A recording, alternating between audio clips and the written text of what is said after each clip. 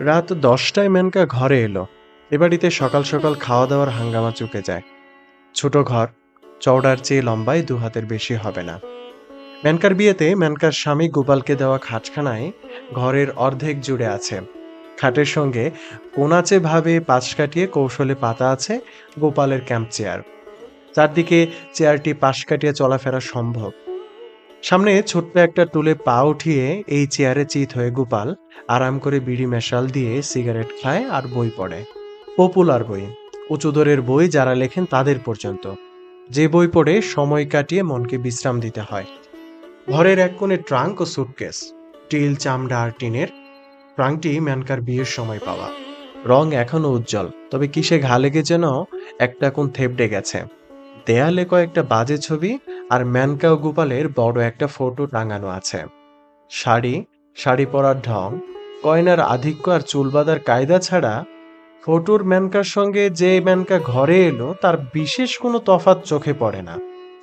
গায়ে একটু পুরন্ত হয়েছে মনে হয়, আবার সন্দেহ জাগে। ফটোর গোপালের চেয়ে ক্যাম্প চেয়ারের গোপাল কিন্তু অনেক রোগা। এতে ফটোর ফাঁকি নেই। বিয়ের পর সত্যি গোপাল রোগা হয়ে গেছে। বিয়ে করার জন্য অথবা চাকরি করার জন্য বলা কঠিন। চাকরি আর বিয়ে হয়েছে তার একসঙ্গেই। ঘরে এসে দরজা খিল তুলে দিয়ে মেনকা সিমিত ছাড়ল। খাটের প্রান্তে পা ঝুলিয়ে বসে জুড়ে জুড়ে পাখা চালিয়ে বলল, বাবা বাঁচলাম। গোপাল বই নামিয়ে তার দিকে তাকিয়ে সাই দেওয়া হাসি একটু হাসল, তারপর আবার বই তুলে নিল। উফ মাগো, সেদ্ধ হয়ে গেছে একেবারে। এবার গোপাল বই নামালো না। পড়তে পড়তে বলল, বিশ্রী গরম পড়েছে। টেবিল ফ্যানটা তুমি আর কিনলে না। তুমি শাড়িটা না কিনলে। ন্যাংটো হয়ে তো আর থাকতে পারি না। পাখার হাওয়া গায়ে লাগাতে তাই সে এরকম হয়ে আছে। ঘর যেন নির্জন, একজোড়া চোখও যেন ঘরে নেই। ৩ মাস বাপের বাড়িতে কাটিয়ে ৭ দিন আগে এখানে এসেছে। প্রথম দিন এভাবে হাওয়া খেতে পারেনি। ছি, লজ্জা করে না মানুষের? এক দেহ এক মন এক প্রাণ যারা, ৩ মাসের ছাড়াছাড়ি তাদের এমনি করে দেয়। দেখা হওয়া মাত্র চট করে তারা এক হয়ে যেতে পারে না। ৩ মাস তারা পরস্পরকে কল্পনা করেছে, কামনা করেছে, ব্যথা আর ব্যর্থতার নিঃশ্বাস ফেলেছে। মুক্তির আস্বাদ আর স্বাধীনতার গৌরবে আনন্দ অনুভব করেছে শাস্তির মতো। রাত জেগেছে আবেগের চাপে, সময় সময় দম যেন আটকে এসেছে কয়েক মুহূর্তের জন্য। কত অভিনব পরিবর্তন ঘটেছে দুজনের মনেই দুজনের। দেখা হবার পর আবার এক দেহ এক মন এক প্রাণ হতে খিল দেওয়া ঘরে একটা রাতের, অন্তত আধখানা বা সিকিখানা রাতের সময় লাগবে বইকি। যন্ত্রের পার্টস খুলে ফিট করতে আবার সময় লাগে, বিধাতা মিস্ত্রি হলেও লাগে। শরীরে ঘাম শুকিয়ে গেলে মেনকা পূবের ২টি পর্দা লাগানো জানালার একটিতে গিয়ে দাঁড়ালো। পাশের একতলা বাড়ির ছাদে গরম জ্যোৎস্নার ছড়াছড়ি। তারপরের তেতলা বাড়ির ৭টা জানালা দিয়ে ঘরের আলো বাইরে আসছে। আজকাল কখন সবগুলো জানালার আলো নেভে কে জানে। বিয়ের পর কিছুদিন এই খবরটা সে জানত। ৪টে জানালা অন্ধকার হতো প্রায় রাত ১১টায়, দুটো হতো রাত ১২টার কাছাকাছি, আর তেতলার কোণের জানালাটি নিভল রাত ১:৩০টার দুটোর সময়। ওই ঘরটিতে কে বা কারা থাকে তাই নিয়ে সে কত কল্পনাই করেছে। অন্য সম্ভবপর কল্পনাগুলো তার মনে আবল পেত না। পরীক্ষার পড়া করতে ও ঘরে কাউকে রাত জাগতে সে রাজি ছিল না। তার কেমন বিশ্বাস জন্মে গিয়েছিল তেতলার ওই কোণের ঘরটিতে তাদের মতো এক দম্পতি থাকে। বিয়ে যাদের হয়েছে অল্পদিন, তাদের মতো ভালোবাসতে বাসতে কখন রাত ২টো বেজে যায় এদের খেয়ালও থাকে না। তারা অবশ্য আলো নিভিয়ে দেয় অনেক আগেই। বাড়ির ভেতরের দিকে তাদের জানালাটি শুধু ঘন শার্সির। ঘরের মধ্যে নজর চলে না, কিন্তু আলো জ্বলছে কিনা তা জানা যায়। ওদের তেতলার কোণের ঘরটিতে হয়তো আলো জ্বালিয়ে রাখার অসুবিধা নেই। বাপের বাড়ি থেকে ফিরে আসবার দিন তারা প্রায় রাত ৩টে পর্যন্ত জেগেছিল, কিন্তু সেদিন ও বাড়ির জানালার দিকে তাকাতে খেয়াল হয়নি। মেনকা আপন মনে আফসোসের অস্ফুট আওয়াজ করল। সে রাত্রে বড় বাড়াবাড়ি হয়ে গিয়েছিল। এক রাত্রে সব একঘেয়ে হয়ে গেল। বাপের বাড়ি যাওয়ার আগে একটানা ৬ মাস একসঙ্গে কাটিয়ে যেমন হয়েছিল। আফসোসটাই যেন ঘুম কাটানোর বেশি কি করে দিয়ে গেল মেনকার। স্তিমিত চোখের একটু চমক আর পিঠের ঠিক মাঝখানে মৃদু শিরশির। গোপাল মনোযোগ দিয়ে বই পড়ছে। পড়ায় বাধা দিলে সে বড় বিরক্ত হয়, কিছু বলে না কিন্তু বিরক্ত হয়। বিছানায় গিয়ে মেনকা ইতস্ত করে। যতক্ষণ না তার মনে পড়ে যায় বেশি রাত জেগে বই পড়লে গোপালের মাথা গরম হয়ে যায়। ঘুম ভাঙিয়ে তাকে বড় জ্বালাতন করে গোপাল। মনে হয় শান্ত সুবোধ মানুষটা যেন বদলে গেছে, মদ খেয়েছে। এমন বিশ্রী লাগে মেনকার, এমন রাগ হয়। সে কি পালিয়ে যাবে? পরদিন সে কি ঘরে ফিরে আসবে না? দিনের পর দিন ঘুম ভাঙিয়ে একটা মানুষকে কষ্ট দেওয়া কেন, যার শরীর ভালো নয়?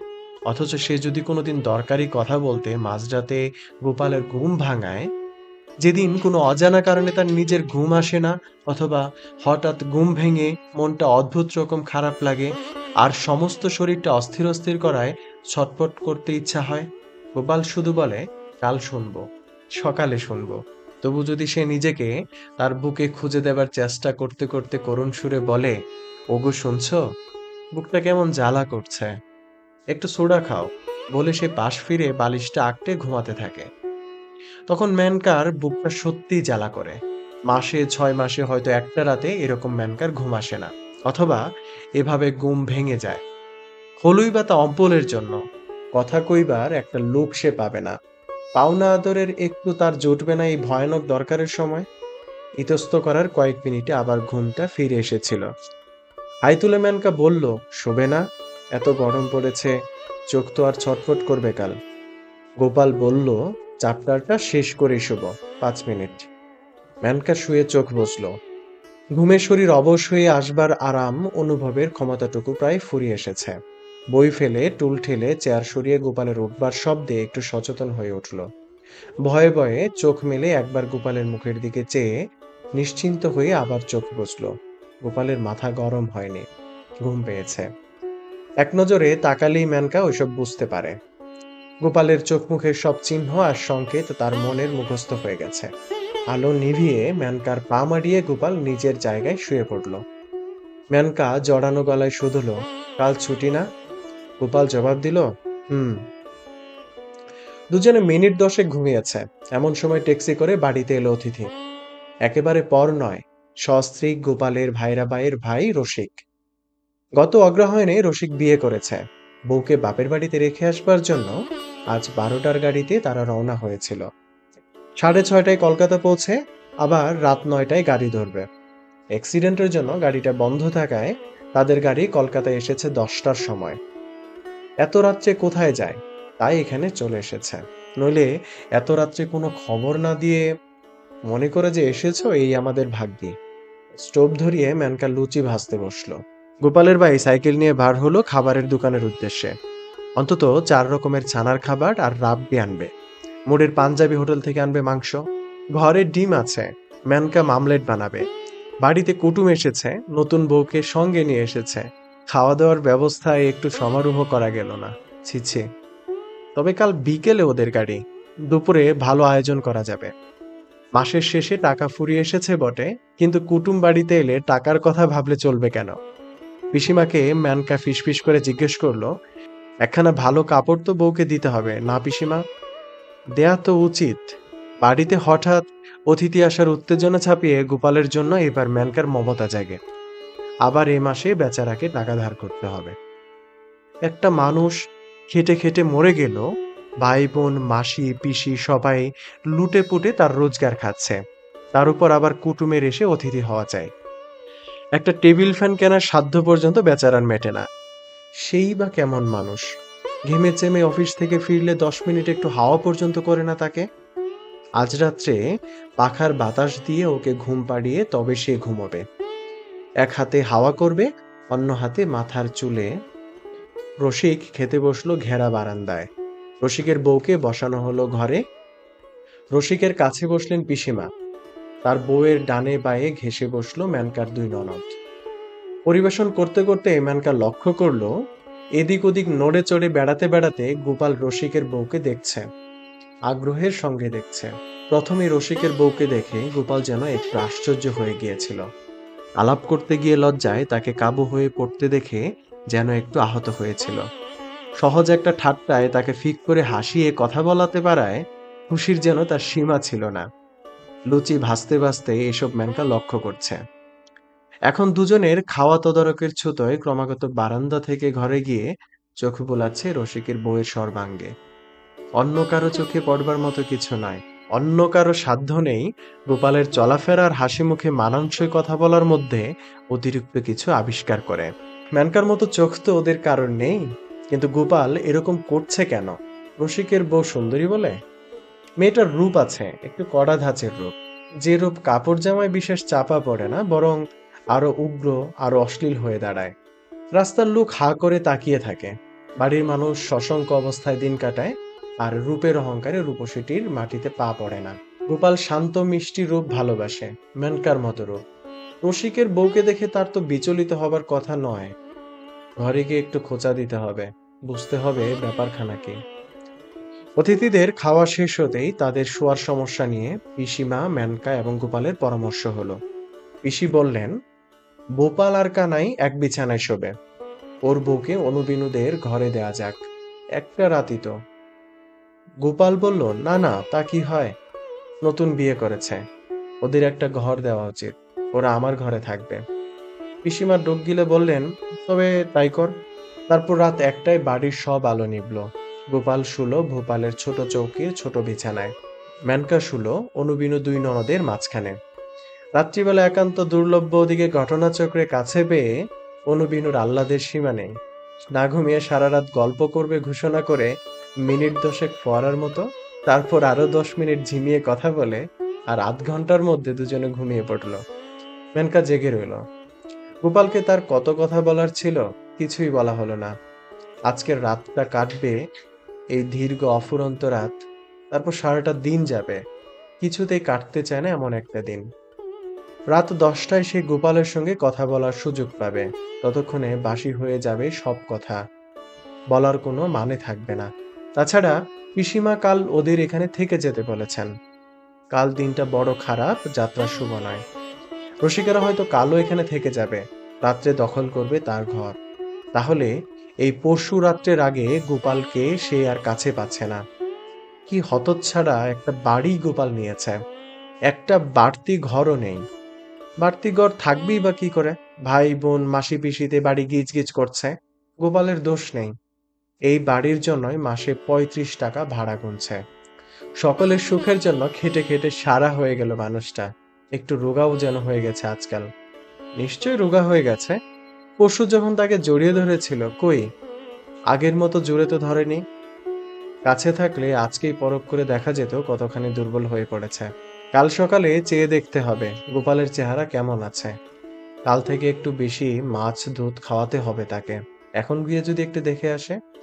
ভোপাল আর কানাই নিশ্চয়ই ঘুমিয়ে পড়েছে, কিন্তু আলো জ্বালালে যদি ওদের ঘুম ভেঙে যায়, অন্ধকারে গায়ে হাত বুলাতে গেলে গোপাল যদি জেগে যায়।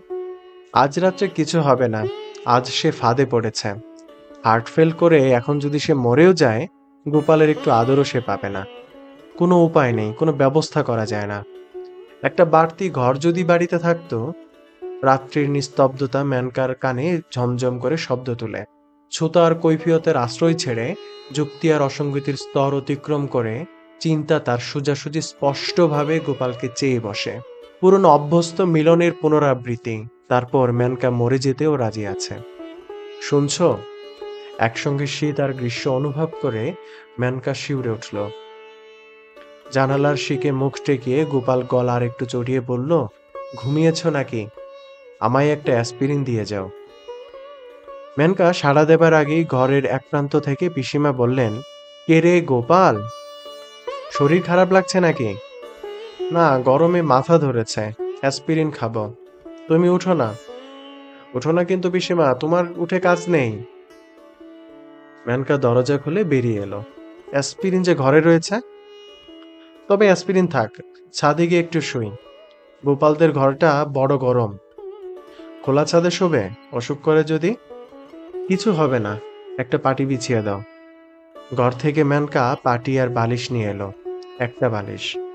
বারান্দা পার হয়ে ছাদের সিঁড়ির দিকে যাবার সময় তাদের ঘরের সামনে শাশুড়ির জানালার কাছে তাকে দাঁড় করিয়ে গোপাল চুপি চুপি বলল, দেখেছ, এর মধ্যেই ঘুমিয়ে পড়েছে। শাশুড়ি অন্ধকার, রসিকের নাক ডাকার শব্দ বাইরে শোনা যাচ্ছে। মেনকা বলল, ঘুমাবে না? রাত কি কম হয়েছে? ছাদে পাটি বিছিয়ে মেনকা বালিশ ঠিক করে দিল। গোপাল শুধালো, তোমার বালিশ আনলে না? আমি শুভ নাকি এখানে? গোপাল হাত ধরতেই সে পাটিতে বসে পড়ল। সবাই কি ভাববে? গোপাল জড়িয়ে ধরতে কিছুক্ষণ তার শ্বাস বন্ধ হয়ে রইল। আর সিঁড়ি ভাঙতে পারি না, একটা বালিশেই হবে। তেতলা বাড়ির কোণের সেই জানালাটা আলিশার উপর দিয়ে দেখা যাচ্ছিল।